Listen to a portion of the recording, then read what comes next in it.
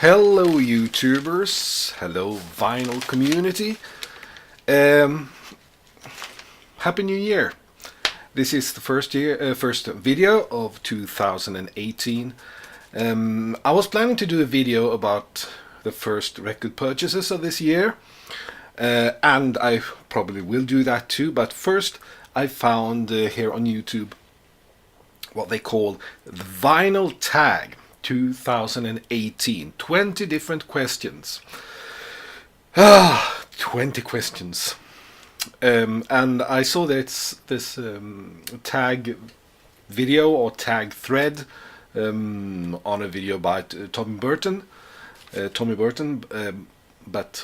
and I'm very happy I did, because I felt, oh, I haven't really done a VC tag or question VC answering video for ages, and I've been sitting checking through some of the previous videos in this tag series. There's been lots of answers, and I thought, well, that's great. That's really great. And another thing that's quite fun to see, since I haven't really been answering that many vinyl community questions lately, is that I've been missing out so many new vinyl community members. So I've been adding and adding and adding subscriptions this whole afternoon. And if somebody who hasn't already seen or subscribed to my videos see this, feel free. I am very close to 1,000 subscribers. It's been taking me almost 8 years to get there. Alright, we have 20 very good questions here, and some of these, well, you could have really done separate videos about some of these, because they are very good. Some of these questions I have probably answered before, but it's been some time ago, and some records that I'm going to show you in this video I've shown before, but never mind. Let's get started. Yes, there are 20 questions, so let's try to keep it as short as possible. I doubt that I will succeed. Number 1. The first channel that you watched in the VC, the vinyl community. And that's very difficult, because we talk about 2011. The first year this YouTube channel was mainly for me to show some 78 RPM records from my 78 RPM collection. And hence it was called the 78 RPM blog the first years.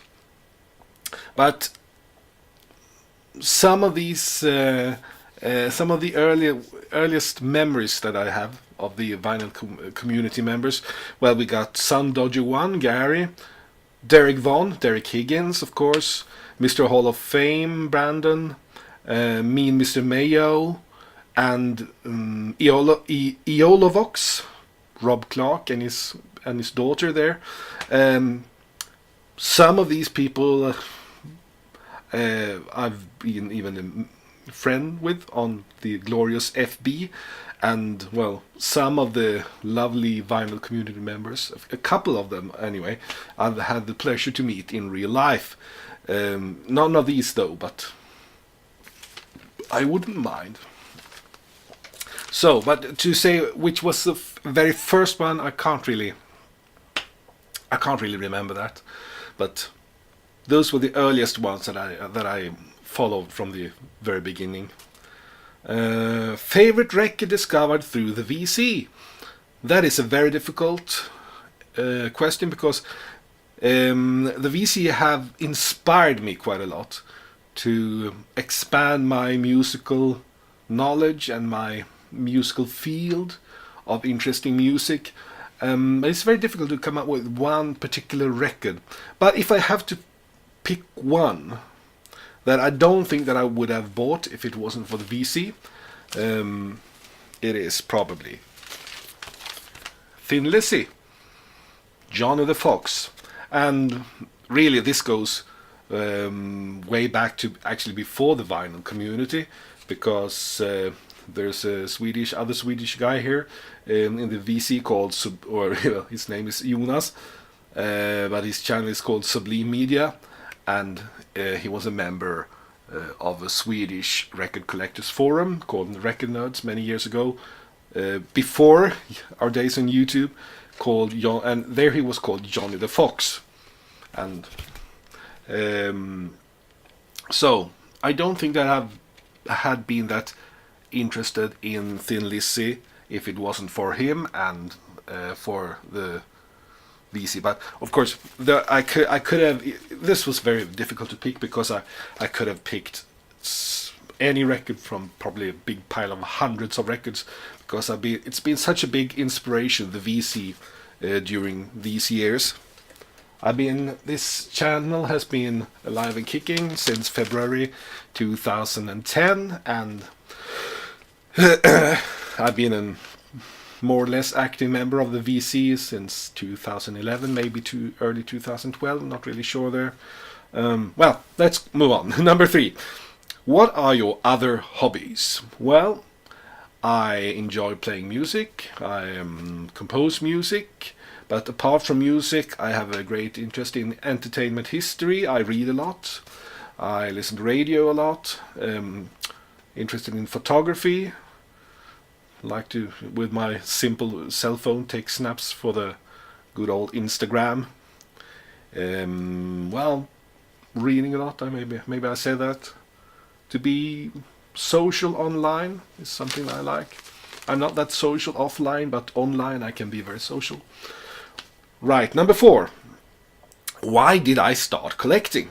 And that's a really tricky one, because when did I even consider myself a collector? Well, maybe in the mid-90s, but by then I've already been buying records, while spending most of my money on my allowance on records for over 10, 12, 13 years.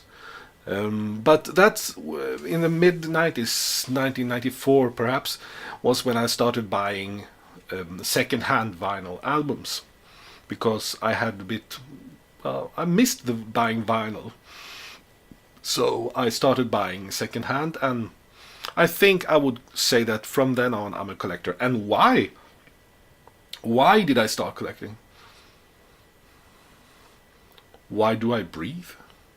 Why did I start breathing? Well, I don't know. I think someone would say that it's a defect that you're born with, the collecting bug, and it's important to try to avoid becoming a hoarder, rather, and it's not always that easy. So it's good to get rid of stuff too. But okay. Number 5. Do you play any instrument? And do you play in any band? I play a couple of instruments, none of them very good, but I have my good old Hagström electric guitar, and I got my bass, my Höfner bass. I play some mandolin, I play some ukulele, I sing a lot. Yeah, I can play some basic piano. I can, at gunpoint, I can play some drums. So, no, I'm not playing in any band, but I did play back in the 1990s, and, well, late 80s even. But it's very difficult to find the time to play actively in a band nowadays. Okay, number 6. Have I ever worked in a record store? The answer is no. It's a quick one. Number 7. Favorite album from the year I was born? Well, I was supposed to be born 1975, and that I think was a very good year for records. But I was a bit eager to get out, so I was born in December 1974.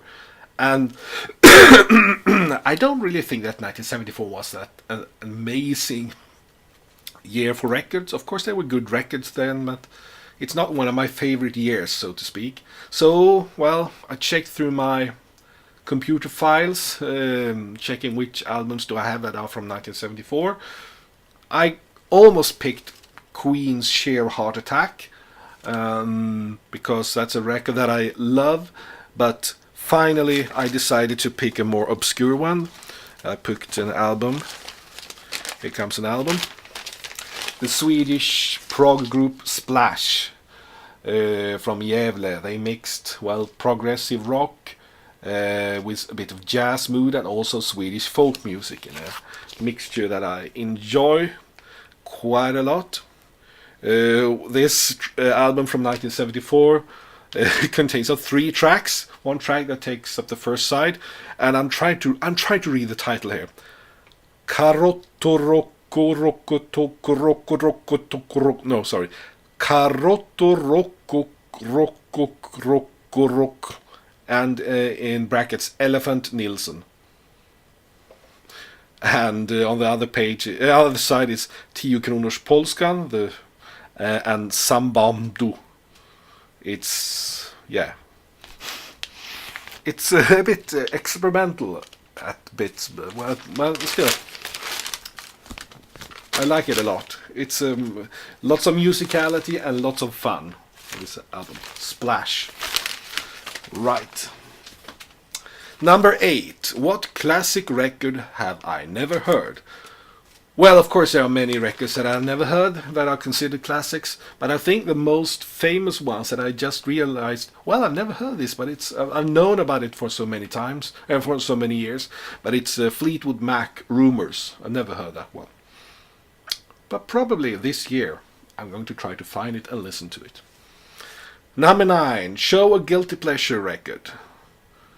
I don't really, many of us say this, I don't really like the phrase guilty pleasure, because we shouldn't be ashamed of what we like, but big part of my childhood was Swedish dance band music, and I used to have, to show a compilation album from 1976 with 6 different Swedish dance bands. This LP I actually had on a cassette when I was a kid, and it was a bit of an early music lesson for me, because we have some really nice cover versions here of famous songs. Like we have a cover version of I Can Hear Music, which is probably my favorite song of all time.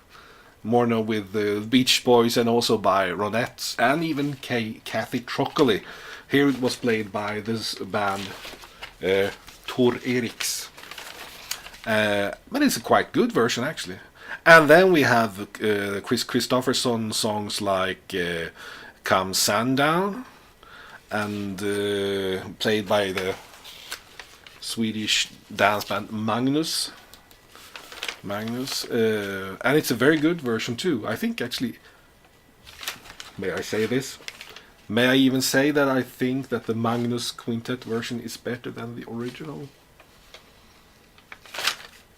Sorry, Chris Christopherson lovers. And we have some great originals, like Swedish country music when it's at its best, that you dance to. And yeah, we've got a good version of Suspicion by the group Peter Pan, and one of the members of Peter Pan was also the sound engineer on the record label Platina that issued this, a Gothenburg-based label, and he had often a very thick bass sound on the album, so you can really, if you like good bass sound, you would like the sound on these. Even, I mean, here in Sweden, it's a bit of a guilty pleasure to actually say that you can like stuff like this, because it's like the music style that it's perfectly okay for everybody to hate. And still, even though there are so many haters, it's been so popular for so many years.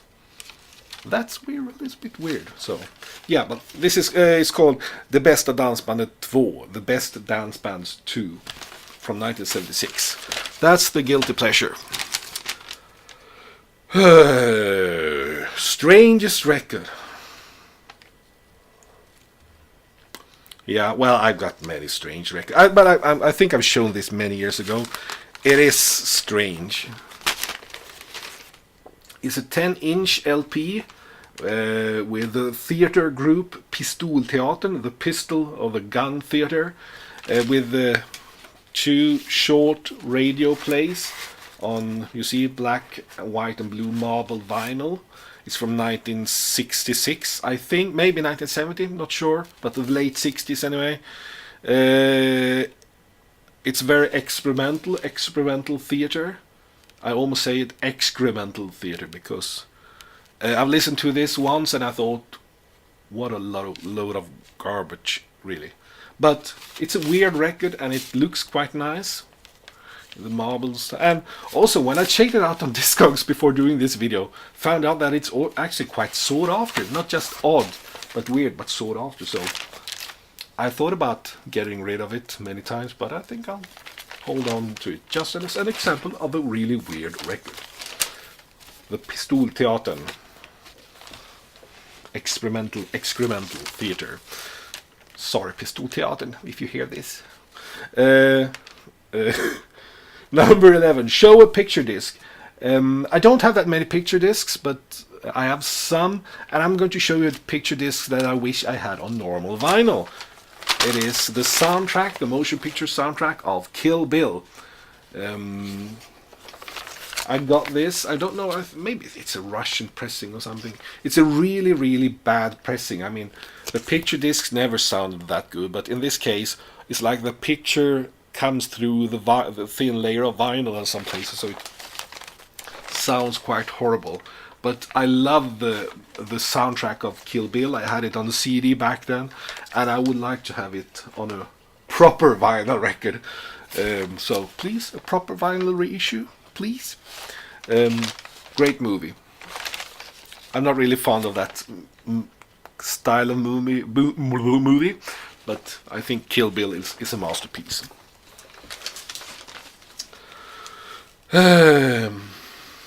The best posthumous release by an artist released by an artist made after his or her death. That's difficult, and I'm not sure about this pick at all. But after all, I decided to pick a release by Johnny Cash. It is American number 6, Ain't No Grave. You can't get more posthumous than this. Or postume. The postume release, or posthumous, I'm not really sure there. But anyway, I think it's from 2000 and boobly boobly boo. It was issued a couple of years after his death back in 2003. I've always been a great fan of Johnny Cash, even more so after he started cooperating with Rick Rubin. And after this, there's been another. Has there even been 2? Or there been lots of posthumous releases by Johnny Cash, but this is, I think, the best one so far. Ain't No Grave. Right. Number 30. What artists do you impulsively collect? I don't know really, not really sure what you mean by impulsively collect. But yeah, I think I know what they mean. Anyway, there are so many artists that I collect, as you probably can see there. But one artist that I've been collecting since, well, way back in the 80s, even though I didn't call it collect then, but I wanted all his records, that was a Swedish entertainment legend, Povel Ramel. And I'm going to show you a quite rare album from 1959. P som i Povel, P as in Povel, and I've been talking so many times about Povel Ramel in my channel, so enough is said. But he is one of the great entertainment and music geniuses of Swedish history. So, and I noticed when I was checking through the vinyl albums I have with Povel Ramel that I have several copies of many of his albums, and there are different pressings many times, like 1960s pressing, 1950s pressing, 1980s pressing. So that seems a bit impulsive. Povel Ramel. How long have I been talking? 19 minutes. Oh, I have to. Oh. Let's speed on. Best blind buy. Well, actually, this record is a video that I was saving to show the next video that I'm going to do, or perhaps going to do, because it's a record that I bought just a couple of days ago on a visit to Uppsala, where I bought the first albums of this year. But this was a blind buy, although the record store owner asked me if I had heard it, and he thought that I would like it, and he was perfectly right. It's a issue with a rock band from Gotland called Slite Cement, or here they are just called Cement, and it's an album called Utmaningen. They were a rock and roll group, a bit like the Swedish group November, and they made some recordings for cassette that was pressed in 10, no, in 10 not, but it was pressed in, do you say pressed about cassettes? It was issued in 100 copies, and it was sold like at like gas stations and stuff like that at the Gotland island back in the late 70s, and it hasn't been issued on vinyl until a couple of months ago, when it was issued by Shadox Music, which I think is a German record label, and it's a wonderful issue, and it's superb Swedish rock, progressive rock in the style of November. And I hope that as many as possible can get hold of this album. Well, they can't, because I think it's just been pressed in 400 copies. So this will become incredibly rare quite fast, because it's top quality. I mean, it's first of all, the singer and songwriter and guitar player Björn Jonsson, the late Björn Jonsson, he wrote such good songs, played superb electric guitar, and also the other musicians, like the great drummer Ulf Abrahamsson and bass player, who plays the bass? No, the drummer Thomas Halevi and bass player Stig Hjellström. They're great, and if you manage to get hold of a copy, you might have to pay a bit for it, because it wasn't that cheap, but I think it will become much more expensive in the future, because it's rare and it might become very sought after. So, and this was a blind buy for me, because I didn't know anything about it. I was just tipped about it by the store owner, and he said, well, if you don't like it, I think we can arrange something later, but I'm going to hold on to it because it's superb. And I was going to show this in the next video, and probably I will maybe even do a bit of a needle drop. We'll see. We'll see what the future will bring. Oh, 22 minutes. Gotta move on. A blind spot artist. I'm not really sure what that means, but I think it's some sort of artist that's been there for a long time that you haven't really bothered about until in later years. And I think I would have to pick this gentleman, Bob Dylan. Because, well, I was well aware of him since I was a little kid, but I wasn't too impressed. I mean, I mainly heard what he did in the 80s, and that wasn't too impressive. At least not in my book. And then when I was around 30, I thought, well, I've been hearing some of his songs played and sung by other artists.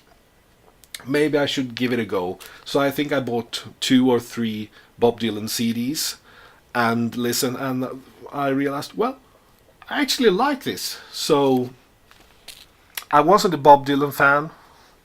It was a blind spot, but it's not a blind spot anymore. Right, number 16. Favorite album cover. That's very difficult, but without talking too much about it, I'll just show it to you. It's another Monty Python record on the Charisma label. First, because it looks like it's a genuine classical music album with the Beethoven Symphony Number 2.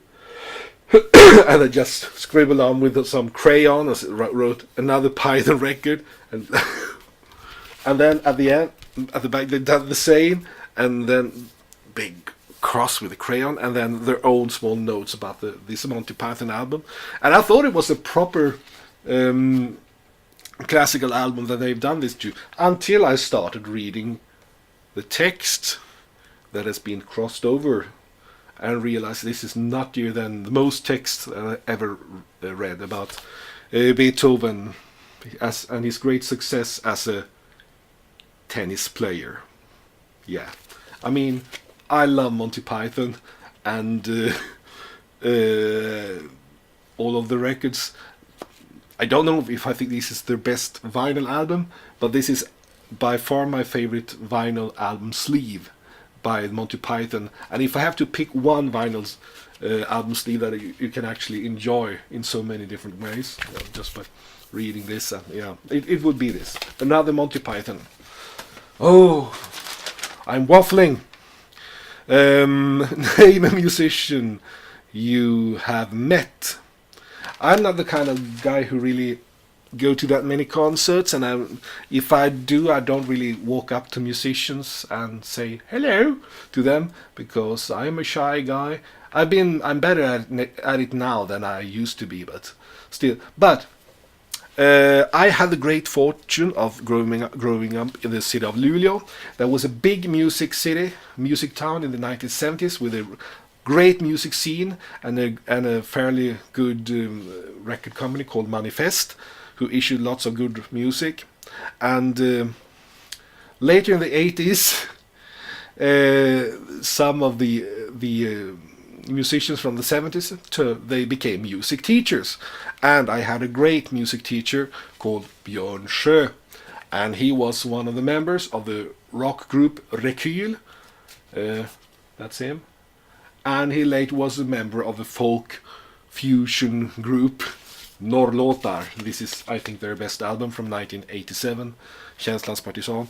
And he's great. Well, he's still alive, but I haven't met him for 25 years now.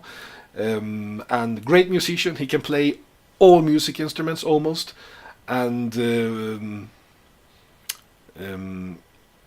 yeah. Also a very nice guy, very nice and funny guy, and calm, and very good with youth. And I was a youth back then, so I know what I'm talking about. So that's one musician that I... All right, record with a sentimental value. Well, I've shown this record many times before, and I talked about it. It's Pierre Isaksson, singer and songwriter, bass singer. With his third solo album Hemma from 1976. The reason why this is a bit of a sentimental value is because I think of my grandparents when I listen to this. This is like a record where we can agree this is really good, because it was part of their collection. Not this copy, I have my own copy, but it was part of their collection, and I know my grandmother loved this record a lot, and I can understand why, because I do too when I listen to it. Great songs, great singer-songwriter, and great arrangements. And it looks very cozy and nice. It's like the summer cottage like where I used to be when I was a little kid. So, makes me warm in the heart every time I listen to this album, and I don't do it enough times, I think. Yeah, that's one record with a great sentimental value to me. Okay, number 19. Favorite album that no one else seemed to know about. Well, I showed it in the last video I did. It's the Bloom Green album, Discotheque.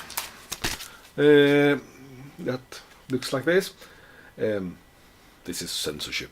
It's very rare, and I've been talking with some other Swedish record collectors with great knowledge. We have some different theories what it might be. It might be made in Sweden, maybe Heta Linjen, and George Wadenius might be involved somehow. I've thought about Lasse Samuelsson's Dynamite Brass, but we don't really know, do we? But it's an unknown record. But for some reason it's also very sought after by collectors. But I've never seen anybody talk about it before. But lots of people seem to want it. Yeah, it's odd. So, not going to talk about that anymore because I've already talked about it. And I did some needle drops in my previous video. Okay, number 20, finally. Favorite album of a genre or a music style? I don't know very well. Yeah, and that music style would be hip hop. I am not a hip hopper. I am not a rapper. I do not really find any music. I don't find it musically interesting with somebody who talks to drum beat where there's no melody. Maybe I'm very old fashioned, but that's how it is. The melody is dying in some cases in pop music, and I think it's a bloody great disgrace. Anyway, I have one record that could be considered a hip hop album in my collection, and it is The Fugees. The score, and it's mainly because of the voice of Lauryn Hill, of course. This is great, even if she's better without the other two, these two guys, whatever their names are. So The Fugees, the score, and what a great idea to start this year with this vinyl tag video, and great to see some other new names among in the vinyl community that I wasn't aware of. I've added many subscriptions today, as I said, and I hope somebody has the patience to sit through this whole video and enjoy it. And well, that's all for now. Bye bye bye bye.